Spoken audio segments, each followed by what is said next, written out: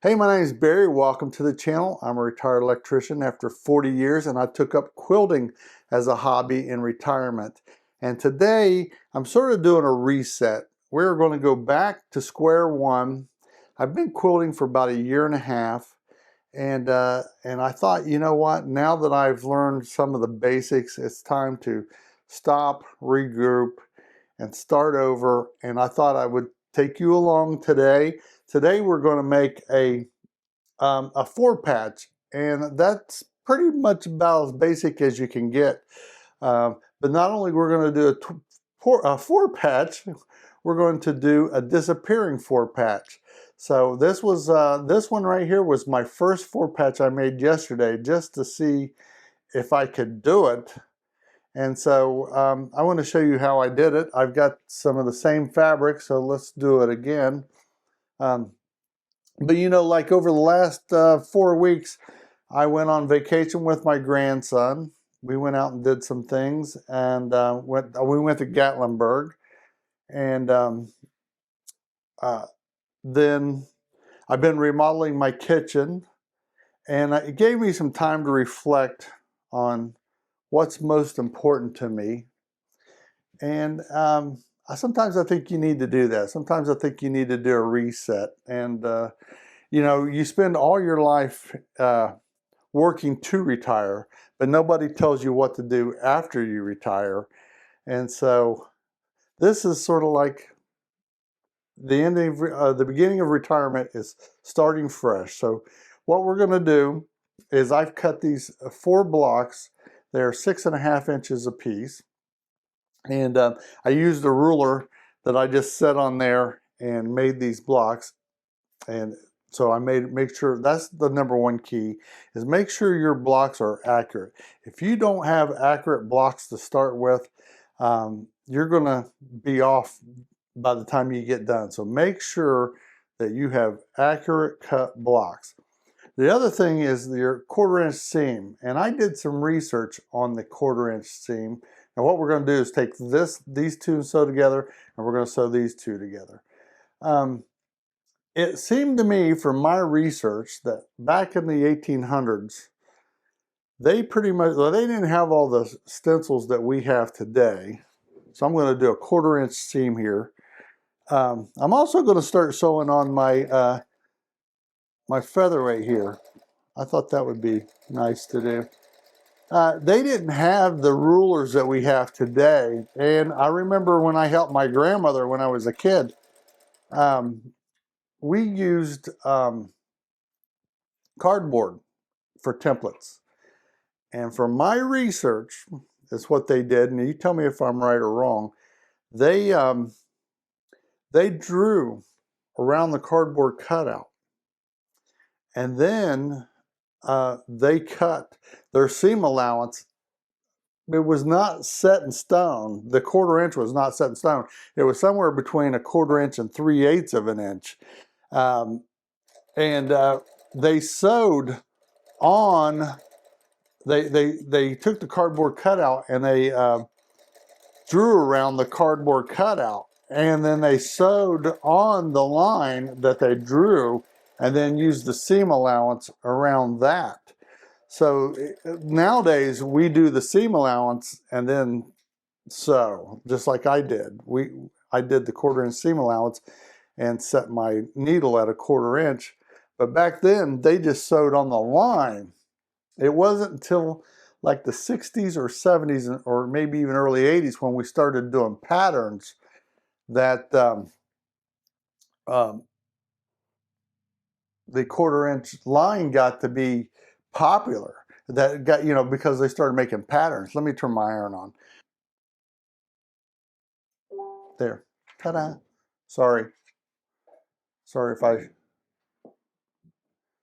So I'm going to turn my iron on. We're going to press these. So the 1/4 inch didn't become a standard until like the 60s or 70s when they started making patterns. That's from my research. Tell me if I'm right or wrong. So people ask, you know, where did the 1/4 inch seam come from? From, like I said, from what I figured out, the 1/4 inch seam was just sort of a generic between a 1/4 inch and 3/8 of an inch, but it wasn't until about the 60s or 70s that the 1/4 inch seam became a standard. So now,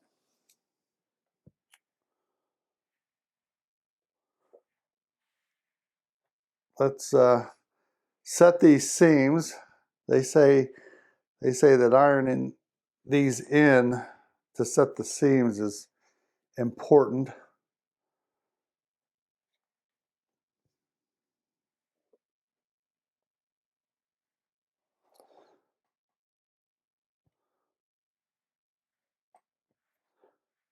So I don't want to jibber jabber around too much, but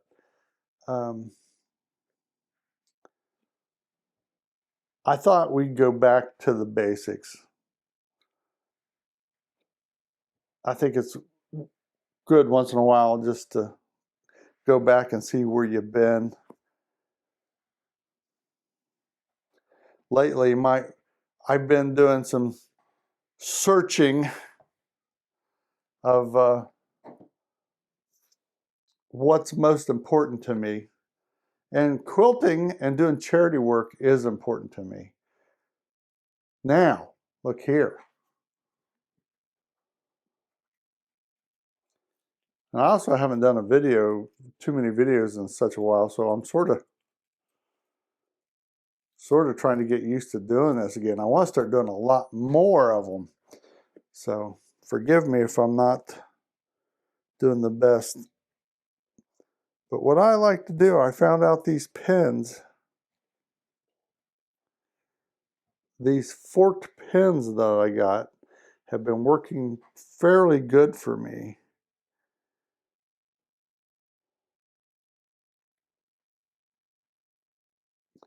And they're so skinny that they say you can sew over. I don't think the manufacturer is going to tell you that you can sew over them, but other users have told me that they sew over them with no problem. So I've been doing it and I haven't had any problems. And it seems like my seams have been a lot better.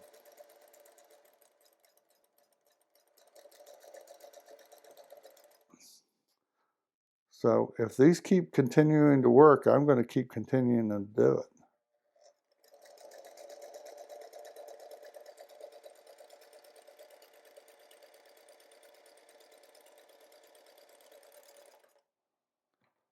And I'm starting to really enjoy sewing on this little machine. And just like that, I ran out of bobbin.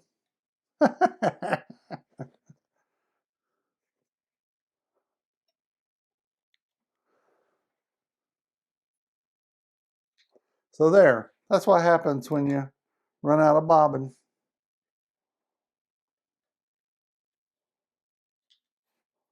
Ta-da! The good thing is I have a bunch of bobbins ready to go.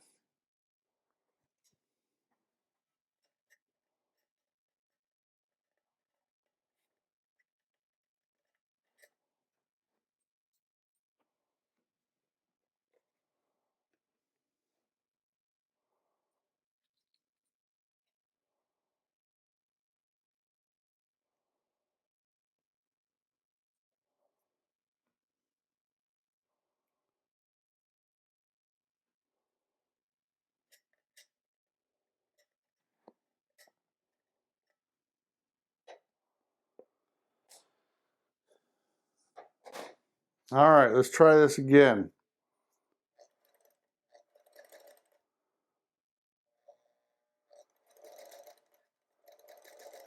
So nice, we did it twice. Let's see if we're stitching.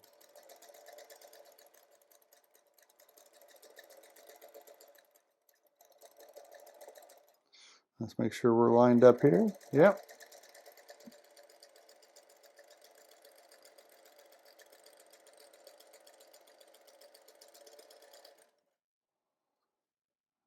All right. Who knows where this video is going, but I thought it's time to get some videos made. Anyways, we'll remove our pin. I got my little fancy dancy carrying case here. Put my pens back. The only thing I don't like about these is I wish I had a little better grip because they're really small for my fingers. But let's see how we did. I like it. These are my go-to now.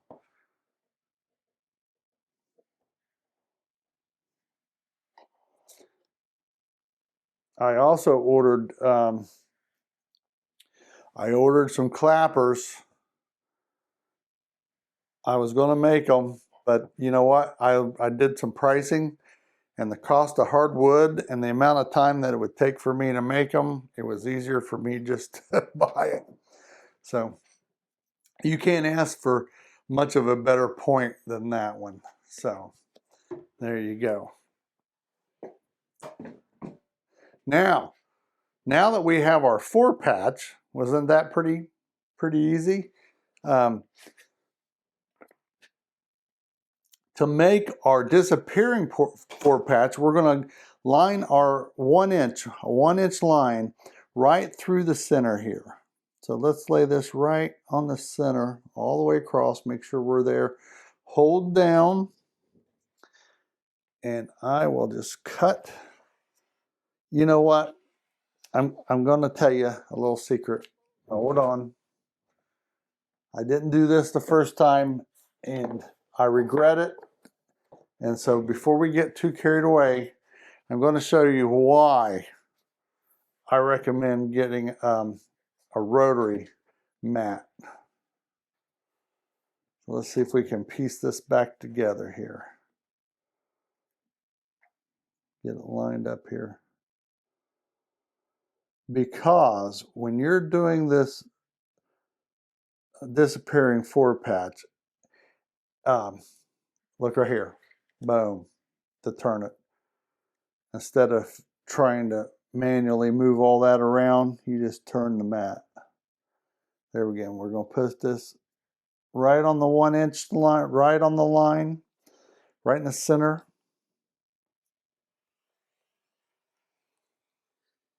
There you go. We're going to move it again. Make sure those are all lined up. Put it right on the center. Hope you're following along. Basically, we took that 4-patch and we are going all the way around, putting 1-inch line right on the center of all these 4-patches, and then cutting a line all the way around. It looks complicated, but it's actually fairly easy. Just got to be very careful when you lift up and put down your ruler. And there you go. Now, what's this? You just take this piece, everything in the middle, we're going to turn 180. We're just going to turn these 180.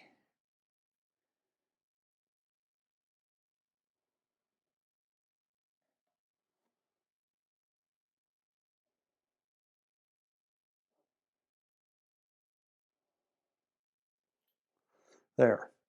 So now what we're going to do is we're going to sew this row together, this row together, and then this row together, and then piece all these together. So let's do that and see how we're doing. Oh, by the way, I also bought a new chair. It's supposed to be here Monday. It's an actual sewing chair, finally. I don't know if I'm going to like it or not, but I'm hoping that it rolls better because this one does not roll. So when I'm going from pressing to sewing, I've got to scoot 4 times to go 2 feet. And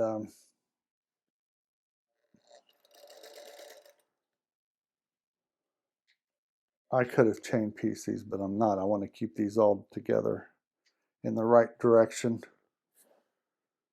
All right, and then we'll take this one to here. I'm not pinning these either because they're so short.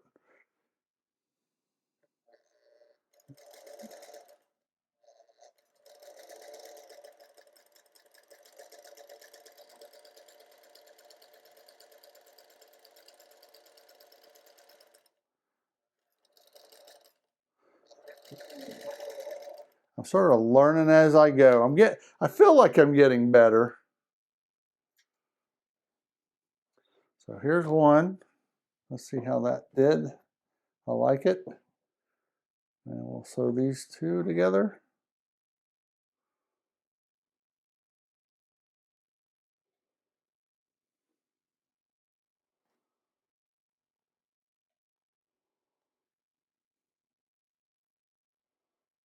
There we go.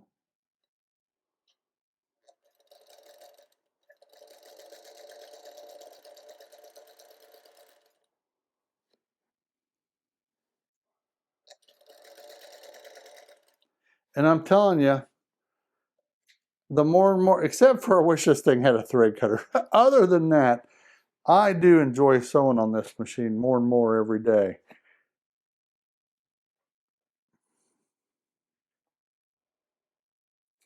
And we'll line these two up.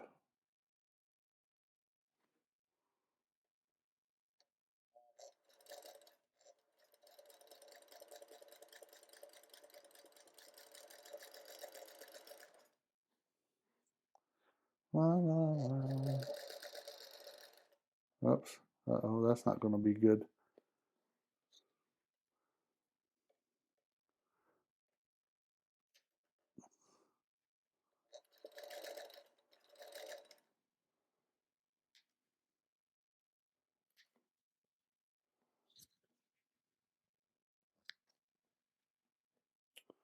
Hold on. Let's see where we're at here. I'll buy that. And then we'll do the third row here.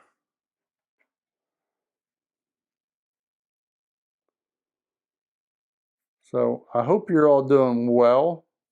I missed you. I think about you every day. And I was like, man, I got to get back to making for some videos. But my kitchen, huh, if you don't know this, I totally gutted my kitchen down to the drywall.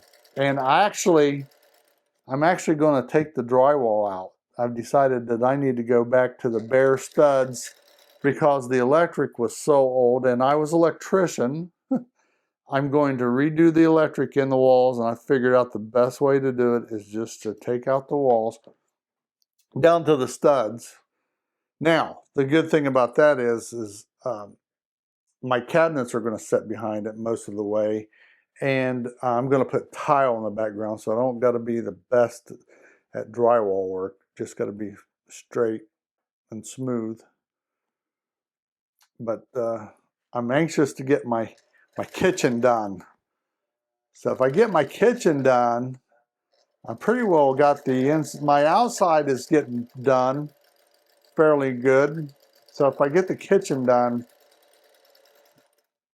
that's a big step in completing my house. That will allow me to do more videos. Yay! So let's see where we're at now. Ta-da! Now we're going to sew these together, and let me press these first. So let's press this. Let's get this pressed. I like to press and make sure that we're straight in at every location. And I'm also pressing these to my dark sides here, so that's what we're going to do.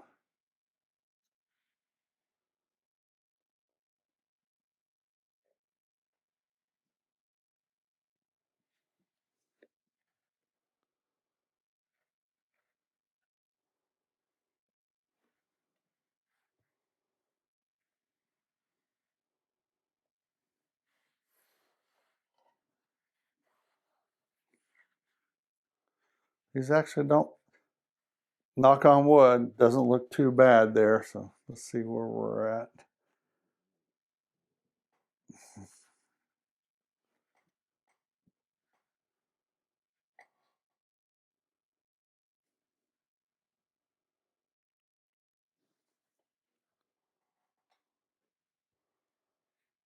There we go. Boom.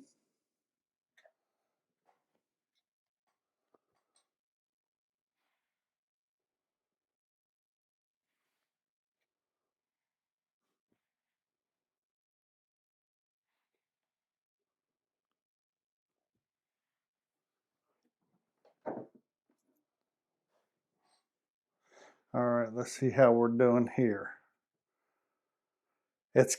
I learned this the hard way. Make sure you've got these going in the right direction. Double check, because if they're not, Mr. Seam Ripper will be out there, and it looks good. So we're just going to put these two together, and let's pin these, because I want our points to be good. So let's get us a couple pins out. I'm just doing the intersections right here. So what I do is I just line them up to make sure that they fit. I know a lot of people say they fill the seams and all that. I can't do it. I've tried. Maybe I'll get better and I'll learn someday, but right now I got to visually inspect it. Don't poke yourself. But I love how these pins work. Same way with this one. We'll go here on this one.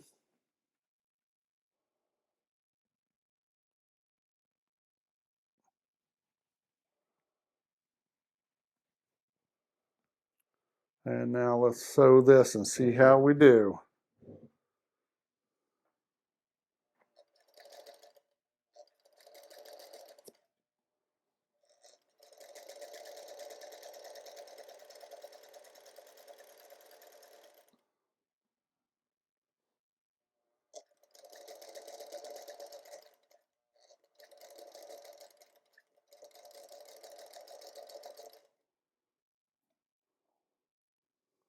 What I like to do is grab hold of the back side and hold on for dear life and just let her rip. And it seems to have been working out for me.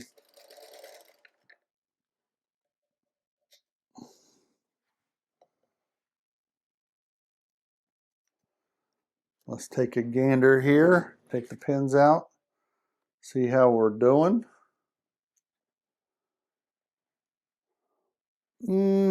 That one was off just a hair, but it's okay. We'll call it good.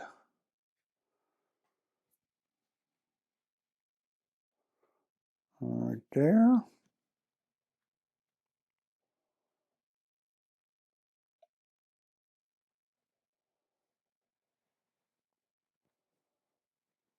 Okay. Do this side. We're almost done.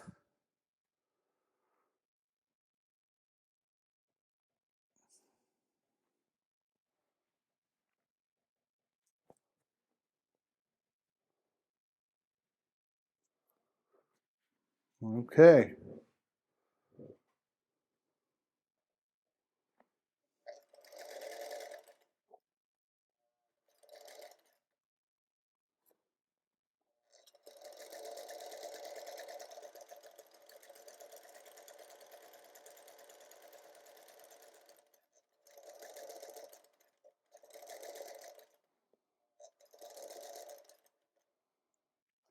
I've also got some seam tape on my machine so that I can just follow along it. If you was wondering how, I don't have a seam guide on here, but I've got seam tape, and that seems to be working out for me just as good.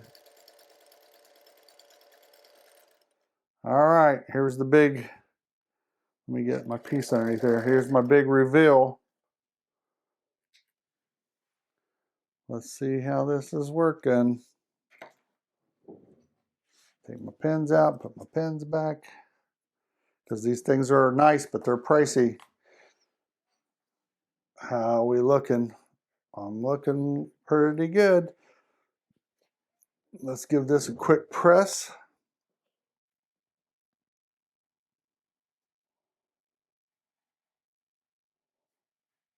I'm learning to press and not iron.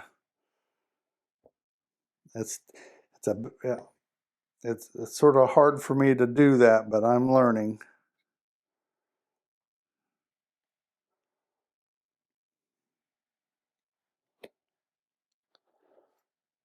Because when you iron, you pull and push the fabric. So that's why you want to press.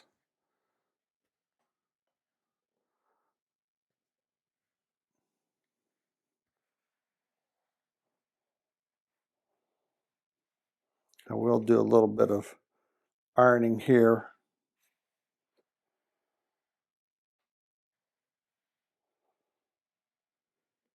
What do you think of that? Let's see how that would match up if we have the one block and we put another block. How are we going to do that?